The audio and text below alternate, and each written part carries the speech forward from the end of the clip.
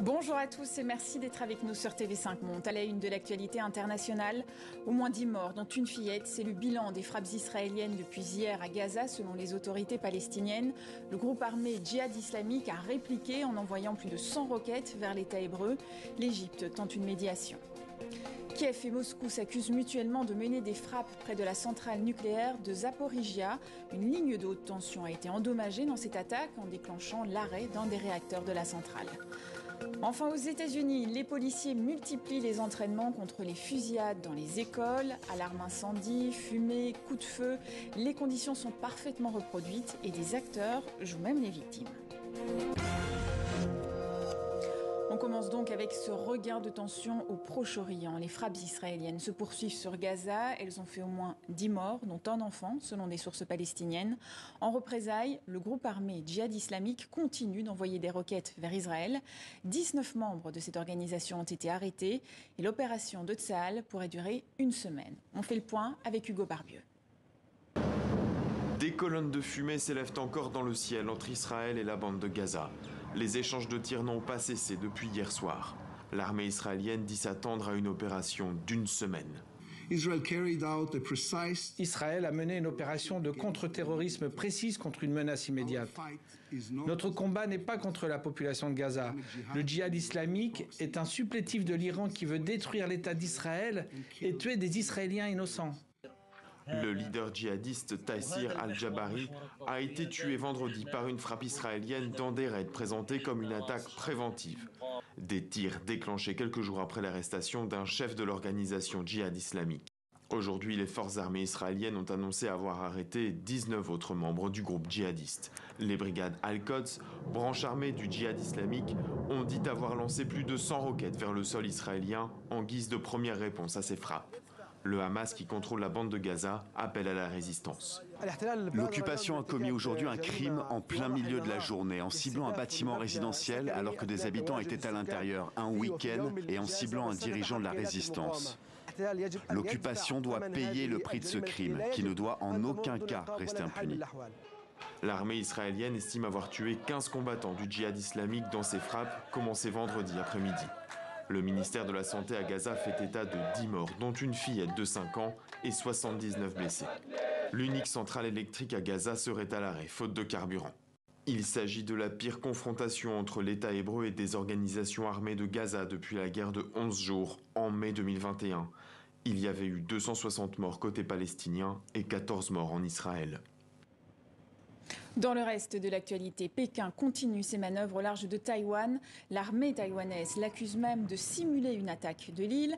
C'est la visite de la chef des députés américains, Nancy Pelosi, qui a envenimé la situation. Son séjour à Taïwan a été perçu comme une provocation par la Chine.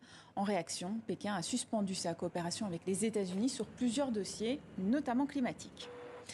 Ce samedi, c'est le 77e anniversaire du bombardement d'Hiroshima au Japon. Lors d'une cérémonie en hommage aux victimes, Antonio Guterres, le chef de l'ONU, a lancé un appel aux dirigeants du monde pour qu'ils éliminent les armes nucléaires. On l'écoute. Il est complètement inacceptable que les États en possession des armes nucléaires admettent la possibilité d'une guerre nucléaire. Mon message est simple. Enlevez l'option nucléaire de la table. Il est temps de promouvoir la paix. Soyez conscients du message des survivants d'Hiroshima. Plus d'Hiroshima, plus de Nagasaki. Mon message aux jeunes gens d'aujourd'hui, finissez le travail que les survivants avaient commencé.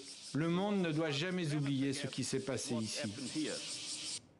Dans ce contexte, Kiev et Moscou s'accusent mutuellement d'avoir frappé le site de la centrale nucléaire de Zaporizhia. C'est la plus grande d'Europe, contrôlée par les Russes depuis le début de la guerre.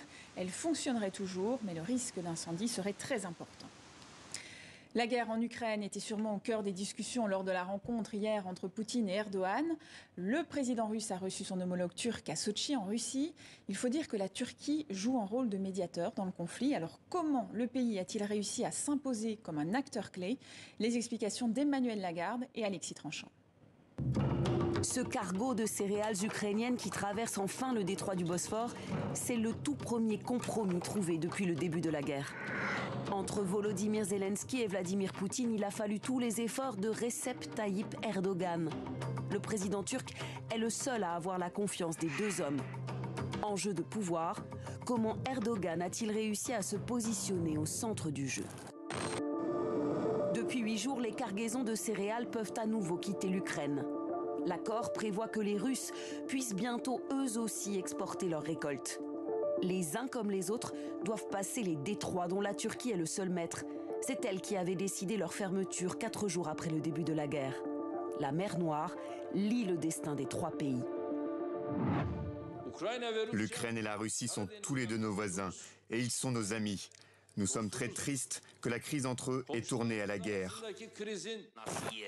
Dès le début du conflit, le président turc s'est employé à ménager ses 2 voisins.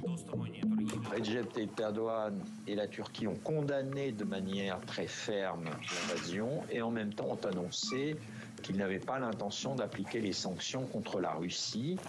Une diplomatie du grand écart que le président Erdogan pratique assidûment. Membre de l'OTAN, la Turquie en est la tête de pont orientale. Mais cette alliance militaire avec les Américains et les Européens n'a pas empêché Erdogan d'acheter des missiles à son voisin russe en 2019, provoquant la colère de Washington. L'année suivante, Ankara vendait des drones à l'Ukraine. Ils ont fait des ravages sur les colonnes de chars venus de Russie. Avec l'accord sur les céréales, la Turquie récolte les premiers fruits de son double jeu et les remerciements de tous, y compris de ceux qui s'étaient méfiés d'elle. Vous avez fait un super boulot. Merci. Grâce à votre médiation, nous sommes allés de l'avant. Merci. Cette nouvelle place gagnée dans le jeu international permet aussi au président Erdogan de masquer les difficultés qu'il rencontre chez lui. Avec plus de 60% d'inflation, l'élection présidentielle de l'année prochaine s'annonce très compliquée pour le leader turc. Dans le reste de l'actualité, la responsable d'Amnesty International en Ukraine a démissionné. Cela fait suite au rapport de l'ONG reprochant aux forces armées ukrainiennes de mettre en danger des civils, ce qui a provoqué la colère de Kiev. Elle dénonce de la propagande russe. En bref, en Croatie, 12 personnes ont été tuées ce samedi matin dans l'accident d'un autocar polonais. Il s'est produit sur une autoroute à une 60aine de kilomètres au nord de Zagreb. La foudre a frappé à quelques mètres seulement de la grille de la Maison-Blanche jeudi soir. 3 personnes sont mortes et une autre a été grièvement blessée. Il s'agit d'un couple de septuagénaires et d'un jeune homme de 29 ans se promenant dans un parc. La porte-parole de la Maison-Blanche a exprimé ses condoléances aux familles. Aux États-Unis toujours, les entraînements se multiplient dans les écoles pour préparer les policiers à faire face à d'éventuelles fusillades. Exemple ici en Floride avec Hugo Barbieux. Des coups de feu retentissent. Des voitures de police, sirènes hurlantes, foncent à toute vitesse en direction d'une école dans la banlieue de Miami. Un tireur a fait irruption, des élèves sont pris pour cible. Les forces de l'ordre, sur le pied de guerre, jaillissent dans l'établissement. Heureusement, aujourd'hui, cette fusillade est fictive. Il s'agit d'un exercice. Pour le chef de la police, la réponse des autorités doit être implacable. Je veux que ceux qui voudraient attaquer nos écoles, nos enfants, je veux qu'ils sachent exactement quel niveau de force nous allons utiliser contre eux. Quelle que soit la force qu'ils utilisent, nous allons répondre avec la même intensité et même plus. S'ils viennent tirer sur des enfants, il n'y a pas de négociation. Nous allons les tuer très rapidement. Les armes utilisées sont factices, mais les conditions du réel sont parfaitement reproduites. Alarme incendie, fumée et bruit de vrais coups de feu. Des élèves sont également impliqués et simulent des blessures par balle. Sans attendre, les policiers fouillent les salles de classe une par une pour retrouver le tueur. La Floride est encore marquée par la tuerie du lycée de Parkland qui avait fait 17 morts en 2018. Alors le maire de Yali se félicite de cette rapidité d'action. Celle qui a manqué dans une école d'Uvalde au Texas. La police avait attendu près d'1h15 avant d'agir. L'une des choses qui me préoccupait, et ce que l'on a malheureusement vu lors des incidents récents, c'est l'hésitation. Le fait d'attendre que quelqu'un prenne les choses en main dans la chaîne de commandement des forces de l'ordre. Rien que cette année, il y a eu 40 fusillades dans des écoles aux États-Unis. Le massacre d'Uvalde, où 19 enfants et 2 enseignants ont trouvé la mort, a secoué l'Amérique jusqu'au niveau politique. Le Congrès a voté un texte visant à limiter les violences par arme à feu. Au Kenya, c'est le dernier jour de campagne présidentielle avec 2 grands meetings dans la capitale des principaux candidats, Raila Odinga et William Ruto. On va donc retrouver en direct de Nairobi notre correspondante Élodie Cousin. Bonjour et merci d'être avec nous. Alors, peut-on parler d'un test de popularité avant le scrutin du mardi 9 août ? Oui, un test de popularité qui a d'abord débuté par une bataille de lieux. D'abord, on a Nyayo Stadium, là où je me trouve, et où l'actuel vice-président William Ruto vient tout juste de débuter son meeting. C'est un stade assez stratégique parce qu'il se trouve vraiment au cœur de Nairobi et il peut accueillir jusqu'à 30 000 personnes. Il s'est retrouvé au cœur d'une bataille judiciaire ces dernières semaines car les 2 candidats, Raila Odinga et William Ruto, les 2 favoris à la présidentielle, ont souhaité obtenir ce stade. Et jeudi, la Cour de justice a décidé en la faveur de William Ruto pour lui donner ce stade pour qu'il puisse faire son dernier meeting. Bien sûr, il y a aussi de l'autre côté Raila Odinga qui désormais va faire son meeting à Kasarani Stadium. C'est un stade qui, lui, vient d'être rénové récemment, qui peut accueillir jusqu'à 60 000 personnes et qui se trouve à l'extérieur de Nairobi. En termes d'image, Raila Odinga espère donc pouvoir remplir ce meeting car le vétéran de la politique kenyane participe à sa 5e élection et il est sûr que les candidats utiliseront ces images de stades remplis pour pouvoir montrer leur popularité, alors que le scrutin qui a lieu mardi 9 août devrait être très serré selon les derniers sondages. Ces derniers jours, William Ruto a accusé le parti de Raila Odinga de tenter de voler les élections. Faut-il craindre des irrégularités ? Les Kenyans doutent beaucoup de leur commission électorale. Elle se trouve dans différents scandales depuis 2013 et lors de la dernière élection en 2017, même s'il n'y a pas eu de fraude massive, il y a eu des irrégularités que la commission n'a pas pu justifier et qui a donc entraîné l'annulation de l'élection en 2017.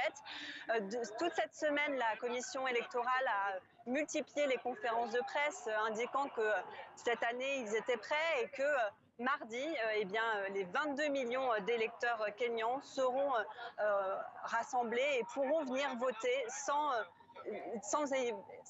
peur que des irrégularités puissent se passer. Merci à vous, Élodie Cousin, d'avoir été en direct avec nous. Cela fait bientôt 500 jours que le journaliste français Olivier Dubois a été enlevé dans le nord du Mali.